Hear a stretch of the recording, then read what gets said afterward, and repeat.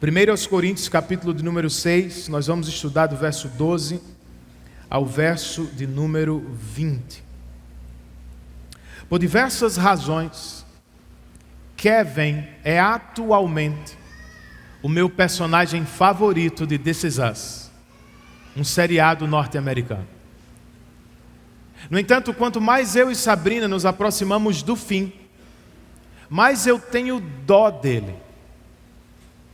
Por uma razão: Kevin não consegue formar família. Ele quer, ele tenta mais de uma vez, mas simplesmente não consegue. Em uma das cenas mais tristes que assisti recentemente, depois de ver o cunhado chegar do trabalho, beijar a esposa e brincar com os filhos, Kevin diz à irmã: meus filhos nunca terão isso. Eu jamais estarei lá para eles. E sua irmã, querendo confortá-lo, responde: então vocês terão que aprender. Pois esta situação se tornou normal nos nossos dias. Normal para quem, gente? Kevin sabe que não é normal. Sua irmã vai descobrir já já que não é normal. Pais e filhos que vivem separados sabem na pele que não é normal. Pode ser real, e eu sinto muito por isso, mas não é normal. Seja como for, de onde veio esta situação real? Como foi que ela nasceu? É óbvio que há muitas respostas. Mas no caso de Kevin, viver separado dos filhos nasceu do que se chama hoje de sexo casual. O que significa ter sexo sem relacionamento, ter sexo sem compromisso, ter sexo sem exclusividade. Segundo as regras do jogo, você não pode se envolver emocionalmente com a outra pessoa. Você precisa tratar o sexo não como uma expressão corporal de quem é, mas apenas como um instrumento de prazer e recreação. E sabe qual é a ironia, gente? Os jovens se entregam ao sexo casual pensando que estão se rebelando contra a cultura adulta. Só que, na verdade, eles estão seguindo exatamente o script da cultura adulta. Eles caíram no conto do vendedor, da escola secundarista, da faculdade, do trabalho, do cinema. A rebelião real dos nossos dias, portanto, não é o sexo casual. Isso é o que todo mundo faz. A rebelião real é a castidade para a glória do Senhor. E é exatamente pelo que Paulo trabalha nesse texto que eu quero estudar com vocês. 1 aos Coríntios, capítulo 6. E para começar, verso de número 20. O texto inspirado do nosso Deus registra: vocês foram comprados por alto preço. Portanto, glorifiquem a Deus com o seu próprio corpo. Vamos orar? Espírito Santo da verdade,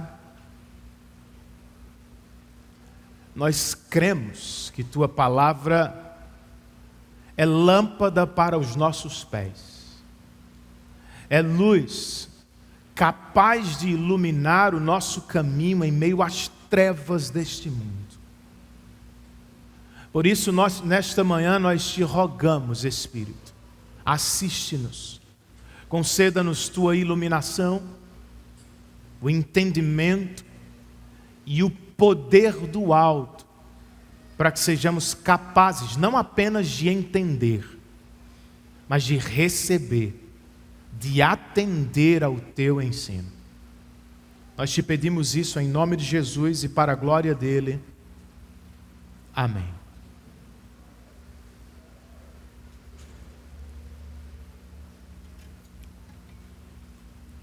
Corinto, nos dias do apóstolo Paulo, era considerada uma das cidades mais imorais de todo o Império Romano. Sabiam disso? Os jogos istmicos, por exemplo, realizados na cidade a cada 2 anos, eram disputados sem roupas. E havia em Corinto o templo da deusa do amor, Afrodite.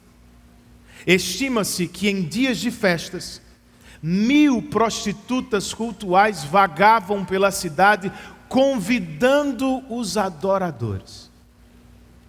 A questão era tão séria que corintianizar tornou-se igual a praticar imoralidade sexual.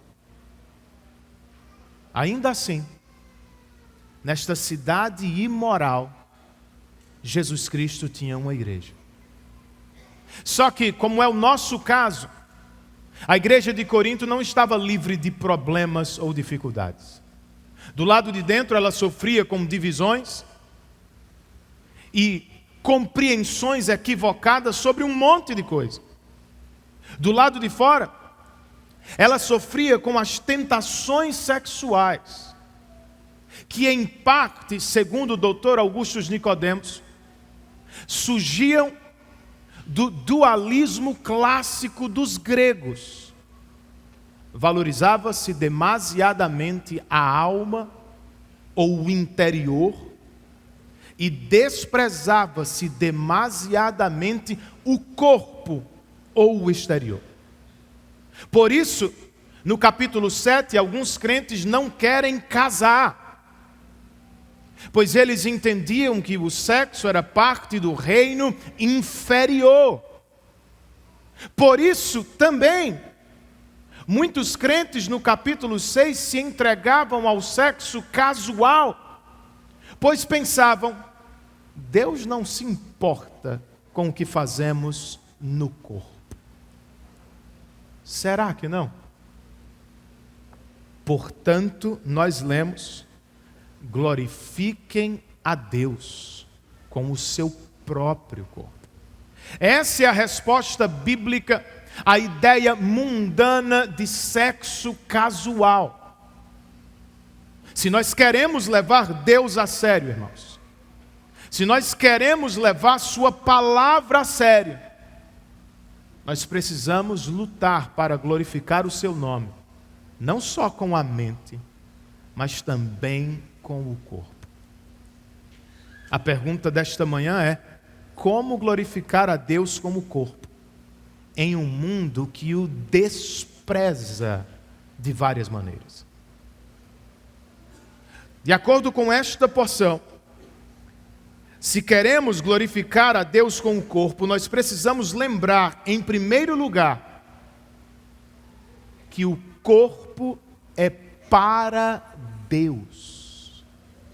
O corpo existe para a glória de Deus. Verso 12. Volte os seus olhos para o texto comigo. O apóstolo Paulo escreve: tudo me é permitido, mas nem tudo convém. Tudo me é permitido, mas eu não deixarei que nada me domine. Tudo me é permitido. A expressão está entre aspas na sua Bíblia também. Sabe por quê? Porque era um slogan bem conhecido dos coríntios. Nós não sabemos ao certo de onde ele veio, o que não é tão importante. O importante mesmo é saber que os crentes de Corinto se utilizavam dele para expressar sua liberdade em Cristo. Diziam: tudo me é permitido. Tudo mesmo? A resposta de Paulo tem 2 partes. Tudo me é permitido, mas nem tudo convém. Essa é a qualificação da liberdade em Cristo. Será proveitoso ou danoso para mim e para os outros? Segundo, tudo me é permitido, mas eu não deixarei que nada me domine. É um lembrete, irmãos, que a liberdade cristã tem limite. E se o crente se exceder, veja que Paulo se inclui aqui. Pode ser até um apóstolo. Ele corre o perigo de ser escravizado outra vez por uma liberdade que não convém. De que liberdade estamos falando? Versos 13 e 14. O texto nos diz: os alimentos foram feitos para o estômago e o estômago para os alimentos, mas Deus destruirá ambos. O corpo, porém, não é para a imoralidade, mas para o Senhor, e o Senhor para o corpo. Por seu poder, Deus ressuscitou o Senhor e também nos ressuscitará. Os alimentos foram feitos para o estômago e o estômago foi feito para os alimentos. É outro slogan, equivocadamente empregado pelos coríntios. Onde está o erro, irmãos? Na comparação. Influenciados de novo pelo dualismo grego, eles pensavam, assim como o alimento é feito para o estômago, o corpo deve ser feito para o sexo. Quem disse? Para Paulo, sob a inspiração do Espírito, e para toda a Bíblia, o corpo não foi feito para o sexo, muito menos para a imoralidade sexual. O corpo é para o Senhor, assim como o Senhor é para o corpo. E uma prova está aqui, prova do valor que Deus dá ao corpo. Assim como Deus ressuscitou Jesus dentre os mortos, Ele também vai nos ressuscitar no último dia em corpo. Esse ensino é tão revolucionário hoje, irmãos, como foi nos dias do apóstolo. Por quê? Porque até para os pensadores mais materialistas e ateus, o sexo tem se tornado uma religião. Ele é tratado como uma espécie de redenção da humanidade. Se esta vida é tudo o que temos, ensinava Freud, então nossa missão é a satisfação dos apetites sexuais. Se somos apenas animais humanos, dizia Alfred Kinsey, então qualquer comportamento encontrado entre os animais também deveria ser normativo entre os homens. Se o sexo é a salvação dos homens, proclamava Wilhelm, a moralidade cristã é a serpente do nosso Éden. E se o sexo é a matriz da vida humana, ensinava Michel Foucault, então ele é a chave mestra para conhecermos quem somos. Será que eles estão certos? É o ato sexual que define a identidade de alguém? O corpo é meramente um objeto que pode ser usado para qualquer fim. Somos só um animal humano que logo vai desaparecer do mapa. Essa é a cosmovisão, ou seja, é a visão de mundo que tem bombardeado os nossos filhos, gente. E sinceramente, tirá-los da escola não vai protegê-los por completo, por uma razão óbvia. Essa cosmovisão está presente nos filmes que assistimos, nas músicas que ouvimos, nas notícias que consumimos, nas leis promulgadas por nossos representantes. Então, entendamos isso. Cosmovisão não se vence com legalismo ou isolacionismo.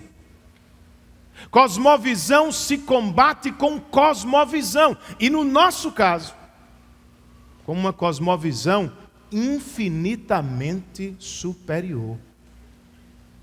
O corpo é para o Senhor, e vejam o valor do corpo.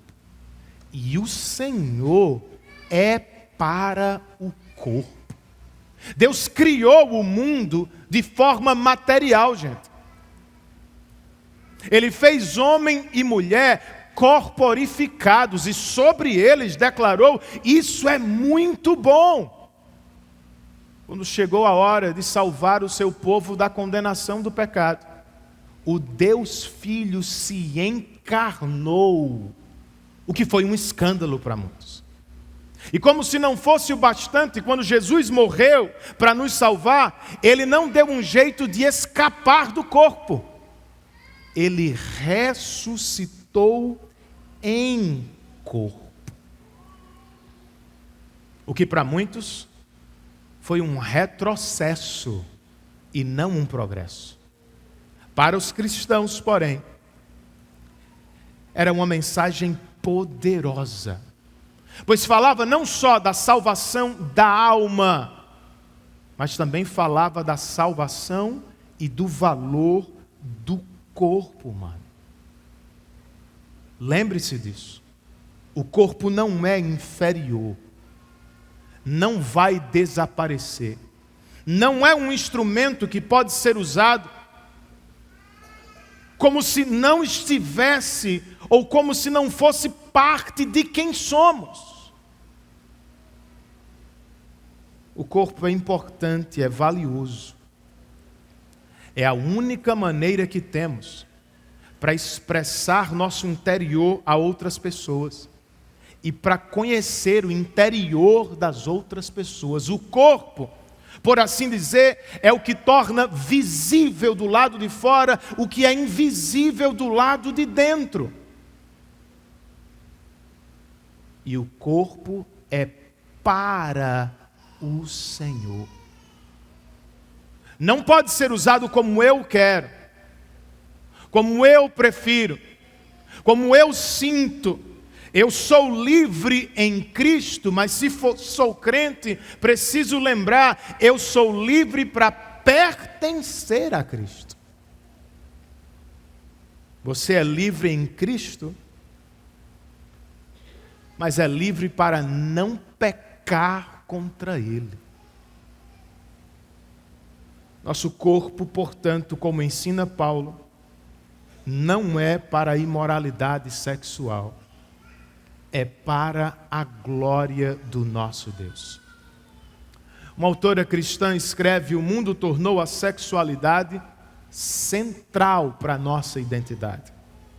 Mas se a sexualidade fosse nossa principal identidade, também seria o nosso principal chamado. Contudo, nós não fomos feitos para o sexo. Nós fomos feitos para Deus e para a sua glória somente. É no que cremos, não é? O corpo é para o Senhor. O que nos dá identidade não é o ato sexual, é o Deus que nos fez. Nossa alegria não depende do sexo. Nós fomos feitos por Deus e para Deus, e por isso só em Deus nós encontraremos alegria profunda, verdadeira e duradoura. E é por isso, irmãos, que precisamos glorificar a Deus também com o corpo. A pergunta é como? E de acordo com este texto, nós precisamos lembrar, em segundo lugar, que o corpo é membro de Cristo. É o que encontramos no verso de número 15.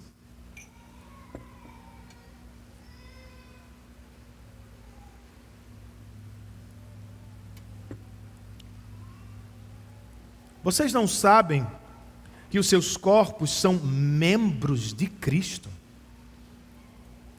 Tomarei eu os membros de Cristo e os unirei a uma prostituta? De maneira nenhuma. Vocês não sabem? É uma pergunta retórica. É claro que os crentes de Corinto já sabem. De quê? Eles sabem, e todos nós devemos saber, que o nosso corpo é membro de Cristo. Veja, neste texto, Paulo não está dizendo que o nosso corpo é membro do corpo de Cristo, da igreja. Expressamente o que ele está dizendo é: o nosso corpo é membro de Cristo.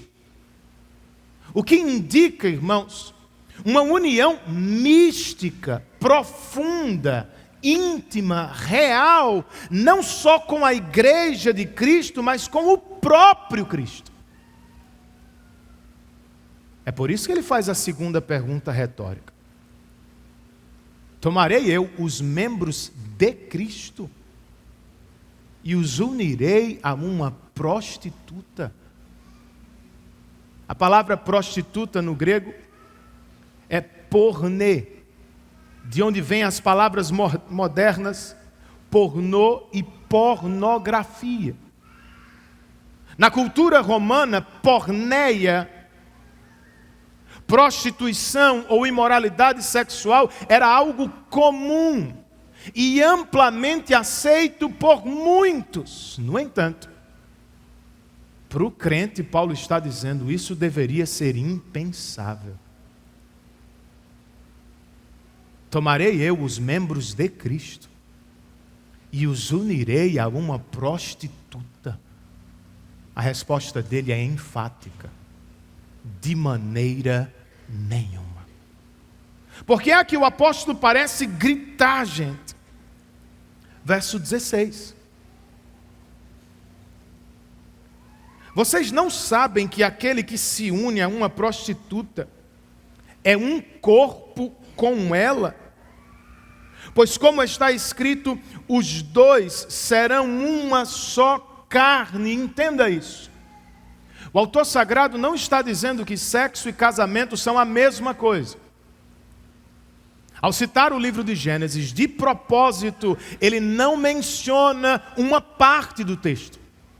E deixará o homem pai e mãe. O que indica transferência de autoridade entre uma família e outra. É o que acontece em todo casamento. O que Paulo está sim dizendo é que no sexo, dentro ou fora do casamento, se impõe uma ligação que promete e deseja intimidade. A irmã Laura Winner, professora universitária, traduziu: vocês não sabem que aquele que se une a uma prostituta é um corpo com ela por... Você não sabe que quando dorme com alguém, o seu corpo faz uma promessa, mesmo que você não faça? E o problema é que fora do casamento, essa promessa jamais pode ser cumprida. E por isso, ele completa o seu raciocínio com o verso 17. Mas aquele que se une ao Senhor é um espírito com Ele. Paulo volta ao tema da união mística com Cristo. Por que vamos nos unir a alguém em pecado, se já estamos unidos ao Salvador em santidade? É como se estivesse pregando para aqueles que sofrem com a tentação. Lembrem-se da união com Cristo. Pensem na união com Cristo. Desfrutem da união com Cristo. Ela é infinitamente melhor. Será que é como cremos de verdade, gente? A ideia por trás do sexo casual, de novo, é ter sexo sem relacionamento. Mas será isso possível? A ciência, assim como a Bíblia, acredita que não. A ocitocina, hormônio feminino, é apelidado de hormônio do apego. E a vasopressina, hormônio masculino, é às vezes chamado de a molécula da monogamia. Sabe por quê? Porque ambos são liberados durante a relação sexual. Por isso a doutora Nancy Pearce, daquele livro que citamos no último domingo, escreve: mesmo quando a sua intenção é apenas o sexo casual, a biologia pode ultrapassar sua intenção. Certo, e daí? E daí? Amigo, são destas relações pecaminosas que nascem centenas de problemas nos nossos dias. Diga-me, o que é que fazemos com os filhos do sexo casual? Quem vai amá-los? Quem vai cuidar deles? Ou será que vão se transformar em inimigos, especialmente para as mulheres? Ou vocês não sabem que muitos dos abortos praticados são frutos destas relações pecaminosas? Outra questão: por que é que em muitas faculdades as drogas mais prescritas são anticoncepcionais e antidepressivos? As mulheres se entregam ao sexo casual, às vezes querendo ser iguais aos homens, mas tudo que encontram é frustração e dor. Elas não são amadas como querem ser, jamais serão valorizadas como merecem ser. Quem é que se satisfaz com um troço desse? Até Miley Cyrus sabe disso. Se lembram dela? Em uma entrevista, aquela jovem que se tornou famosa por interpretar Hannah Montana disse: sexo casual é fácil. Você encontra alguém em 5 minutos numa festa. Difícil é encontrar alguém em quem se pode apoiar por toda a vida. Quer outro problema?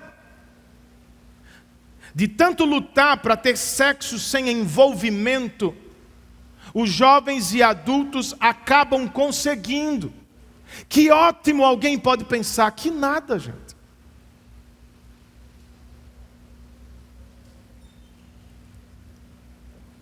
Quando eles decidem que querem casar, eles já não sabem mais como.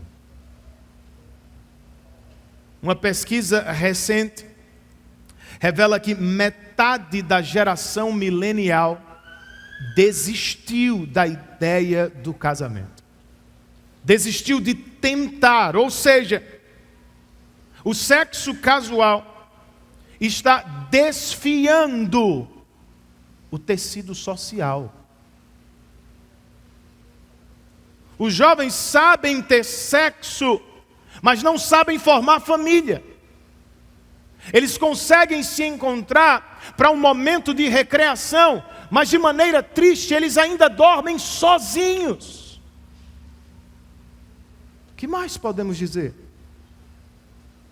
Adolescente, jovem, solteiro, a internet está mentindo para vocês. Sexo casual não é de graça, tem preço. e às vezes ele é altíssimo. Então tenha juízo, irmão. Em vez de se unir a uma pessoa em pecado, se você é um crente, ou seja, se você recebeu de verdade nova vida pelo Espírito de Deus, se entregue à sua união com Cristo. É melhor. Foi por isso que Deus te escolheu antes da fundação do mundo, e não para a imoralidade. Foi por isso que Jesus morreu por você na cruz do Calvário, e não para você viver em imoralidade. Foi por isso que o Espírito nos deu nova vida, enquanto ouvíamos o Evangelho ser pregado, e não para que vivêssemos em imoralidade, irmãos. Leitura da palavra regular, oração, culto público, comunhão nos pequenos grupos, discipulado, missão, são ferramentas poderosas nas mãos do Espírito. Quanto mais fazemos uso delas, mais desfrutamos de união com Cristo. E quanto mais desfrutamos de união com Cristo, mais felizes estaremos nele. E essa é a questão. Pois como diz Piper, a luta contra o pecado não é primeiro contra o pecado. A luta contra o pecado é, antes de qualquer coisa, uma luta por felicidade em Deus. Quanto mais felizes, quanto mais satisfeitos, quanto mais perto estivermos de Cristo, mais longe estaremos do pecado, irmãos. E não é o que queremos. Então que glorifiquemos a Deus com o corpo. Em terceiro e último lugar, de acordo com este texto, nós precisamos lembrar que o corpo é santuário do Espírito. No verso 18 nós lemos: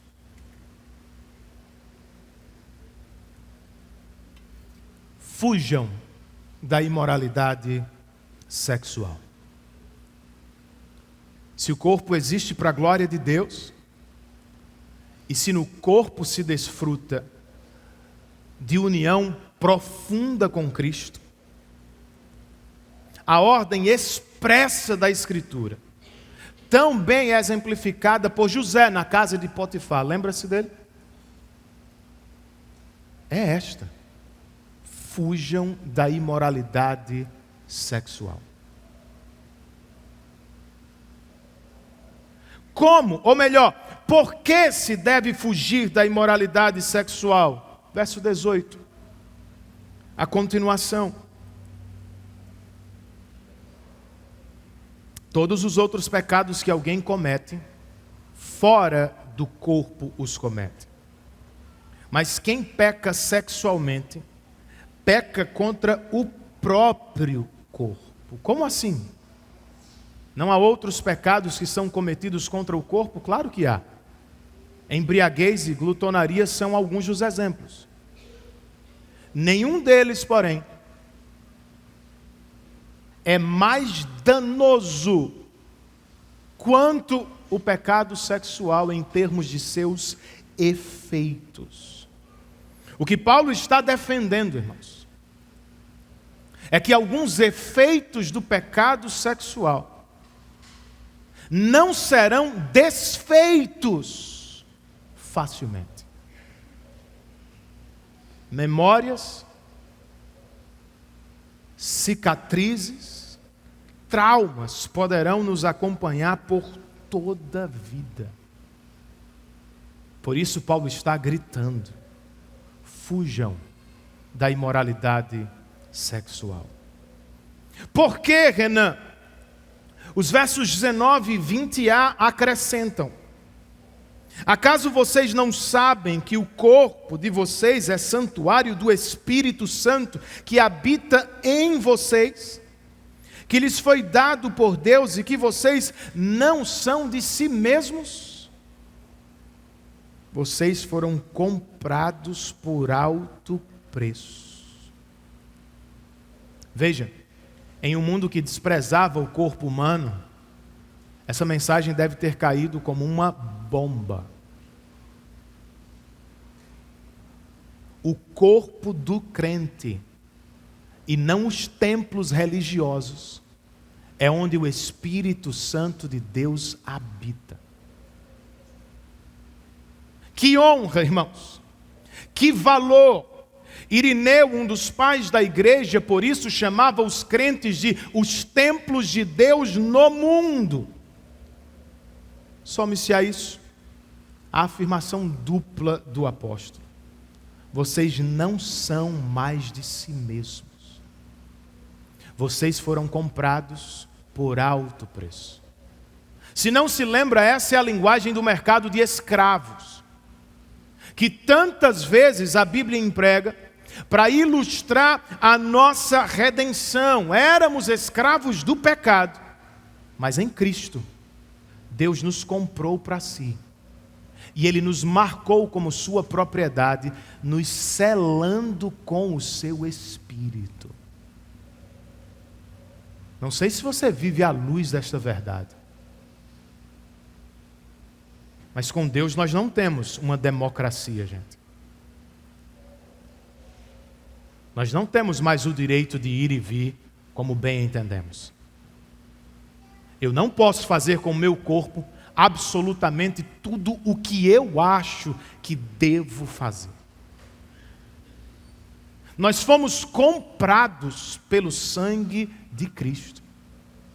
Nós fomos selados, marcados, separados pelo Espírito Santo de Deus, o que significa que agora nós não nos pertencemos mais, nós pertencemos a Deus.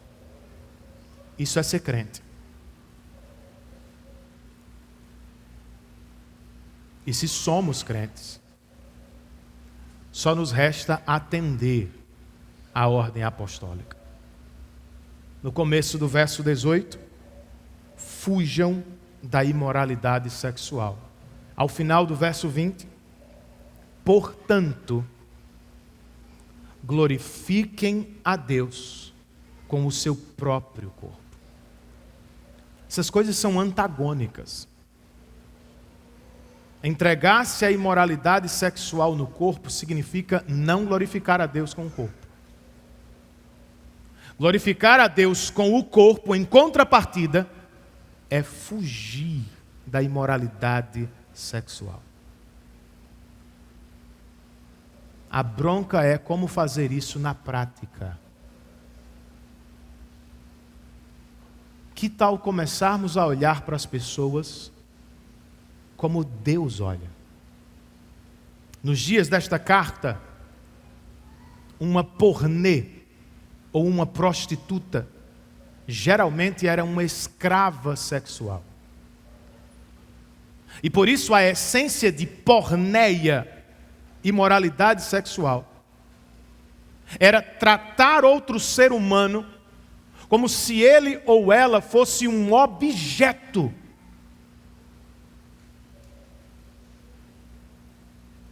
Mas então surge o cristianismo, ensinando aos crentes: o corpo não é para a porneia, o corpo é para o Senhor. O que vocês acham que os primeiros leitores entenderam? O que deveríamos nós entender nesta manhã? No mínimo, que não é aceitável tratar outro ser humano como um objeto sexual. Tampouco deveríamos nos tratar assim, irmãos. Afinal, nós somos membros de Cristo, templos do Espírito Santo de Deus. Vocês sabiam que alguns dos primeiros crentes mártires eram escravos sexuais que declararam sua liberdade em Cristo e por isso morreram? Potamiena foi mergulhada em piche fervente, porque decidiu não mais servir ao seu antigo senhor. Ágata, Luzia e Inês foram torturadas e morreram na prisão, porque decidiram não se entregar a homens como objetos sexuais. Todas elas foram acusadas e condenadas de cristianismo. Um historiador, comentando o episódio, ou os episódios, escreve: o consentimento real era uma raridade. Foi o cristianismo que praticamente inventou o consentimento sexual. E isso deveria nos lembrar que desde o seu início o cristianismo nunca foi tão tradicional. Ele sempre soou muito mais contracultural. Dá para você? Qual é a aplicação óbvia, direta disso? Não trate a ninguém por mero objeto sexual. Nem se deixe tratar como se você fosse apenas uma estação de prazer sexual. Se sexo é tudo o que ele quer, irmã, diga-lhe adeus. Você é muito mais do que isso. Você foi comprada pelo sangue precioso de Jesus Cristo. Você é templo do Santo Espírito de Deus. E se sexo é tudo o que você quer, e só isso com outra pessoa, lembre-se do valor que Deus deu aos seres humanos. Pecar sexualmente contra alguém não será apenas danoso para você, deixando-lhe marcas e traumas.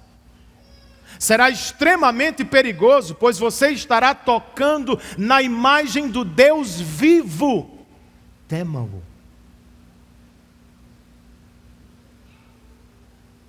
Positivamente falando, se quer glorificar a Deus com o corpo, não só ore, não só fuja da imoralidade sexual. Se você realmente quer glorificar a Deus com o corpo, e pode, case-se para a glória do Senhor. Glorificar a Deus com o corpo, neste contexto, não é ir para a academia e ficar saradão, irmão. Glorificar a Deus com o corpo, em 1 Coríntios, também é casar-se para a glória do nome do Senhor. No verso 9 do capítulo 7 desta mesma carta, o apóstolo Paulo escreve: se não conseguem controlar-se, devem casar-se. Pois é melhor casar-se do que ficar ardendo de paixão ou de desejo. Tradicionalmente nós interpretamos isso de maneira muito negativa. É como se Paulo estivesse nos dando uma bronca, do tipo: vocês não sabem se controlar, crianças. Então casem-se, é melhor casar do que viver pecando. Não é o que Paulo está dizendo. Arder de desejo no século I era algo como estar doente de amor para mim e para você. Paulo, portanto, não estava dizendo: já que vocês não sabem se controlar, casem. Que droga! Não. Paulo estava dizendo: vocês estão apaixonados. Vocês se amam. Vocês podem. Casem-se. É o melhor de Deus para vocês.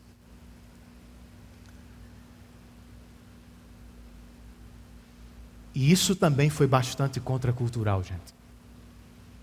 Ninguém casava em Roma por amor. As pessoas se casavam por dinheiro e por status. Para prazer sexual se comprava escravos. E aqui surge o cristianismo. Paulo doutrinando um punhado de gente no meio da cidade mais imoral do império. Vocês se gostam, vocês se amam, estão apaixonados, podem casar, vão em frente. Isso é para a glória de Deus.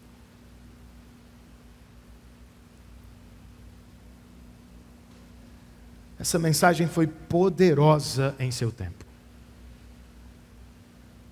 Causou uma transformação social drástica. Outra vez o cristianismo fazendo mudanças profundas na sociedade. Elevou o status da mulher e do próprio casamento. Esse ensino ainda é poderoso nos nossos dias. Jovem, adulto, viúvo, você encontrou alguém por quem se apaixonou da maneira bíblica e correta, então case. Não demore tanto. Não espere pelo tempo perfeito, pelas circunstâncias perfeitas. Você pode. Case para a glória de Deus. Mas aqui cabe uma palavra de advertência. Com quem casar, né? Ao final deste mesmo capítulo, capítulo 7, falando às viúvas, o que certamente se aplicava aos solteiros, o apóstolo Paulo escreveu: se o marido morrer, ou se o seu marido morrer, ela está livre para se casar com quem quiser, contanto que ele pertença ao Senhor. Olha outra coisa contracultural aqui. Paulo não está dizendo que você é forçado a casar com quem você não quer. Paulo está dizendo: você está livre para casar com quem quiser. Isso não acontecia, irmãos. Com qualquer um, pastor, sem distinção? Não, tem uma qualificação aqui, né? Contanto que ele ou ela pertença ao Senhor. Amigo, seja sábio. Amiga, evite problemas futuros. Creia que Deus sabe mais do que você sobre este assunto e sobre todos os outros. E por se tratar de uma das decisões mais importantes da sua vida, não seja orgulhoso, não a tome sozinho. Ouça os seus pais. Converse com os irmãos. E lute por se apaixonar pela pessoa inteira, não só por parte dela. Ele é crente de verdade, irmãzinha? Quais são os frutos? Quem pode testemunhar disso? Ela é serva do Senhor de verdade, irmão. Como é que você sabe? O que é que ela tem mostrado? Quais são suas ambições na vida? Com o que ela está mais comprometida na vida? Consigo própria ou com o Senhor? Com sua carreira ou com sua missão? Essas coisas são extremamente importantes, gente. Pois se algumas pessoas nunca se casam porque foram alcançadas pela mentira do sexo casual, outras muitas se casam mal, porque nunca sentaram para fazer o dever de casa. Seja como for, eu tenho para mim que todos nós somos um pouco como Kevin da introdução. Somos todos meio perdidos em algumas coisas. E se você se pergunta por quê, a resposta bíblica é clara. Nós todos pulamos da rocha da glória de Deus. Seja por um pecado sexual, seja por qualquer outro pecado, nós nos perdemos e nos tornamos dignos da condenação de Deus por causa dos nossos próprios pecados. É aqui que entra o Evangelho. O Evangelho é a boa notícia que nos avisa, como ouvimos, que em Cristo Deus nos comprou por alto preço. Nós nascemos sob o poder do pecado e por isso fomos escravos dele durante todo o tempo. Se nada acontecesse, nós seríamos condenados ao inferno, justamente por nossos próprios pecados.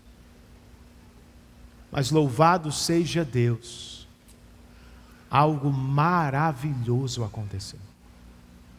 O mesmo Paulo de quem temos falado, na segunda carta aos Coríntios escreve: Deus tornou pecado por nós aquele que não tinha pecado, para que nele nos tornássemos justiça de Deus. Esse foi o alto preço que Deus pagou. Ele condenou nossos pecados em seu Filho na cruz do Calvário. E por causa de seu Filho,